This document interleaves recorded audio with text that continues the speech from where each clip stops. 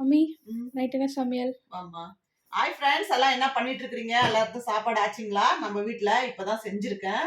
சூப்பரான எம்மியான ஸ்பெஷலான சாப்பாடு. வாங்க என்னன்னு பார்த்துடலாம். இங்க பாருங்க, அப்படியே சுட சுட ரைஸுங்க. ரைஸ் தான் வச்சேன் இன்னைக்கு. சரியா 2 கிரேவியும் நல்ல கிரேவி. அதனால வேற எதுவும் சப்பாத்தி கிப்பாத்தி பண்ண வேண்டாம். ரைஸ்ல சாப்பிட்டா செமையா இருக்கும். நாளைக்கு பசங்களுக்கு 4ல இருந்து 3 நாளைக்கு லீவ் இல்லைங்களா? சூப்பரா வச்சாச்சு. இங்க பாருங்க, சிக்கன் கிரேவிங்க. நல்ல ஒரு சிக்கன் கிரேவி பண்ணியிருக்கேன். வச்சுக்கலாம்.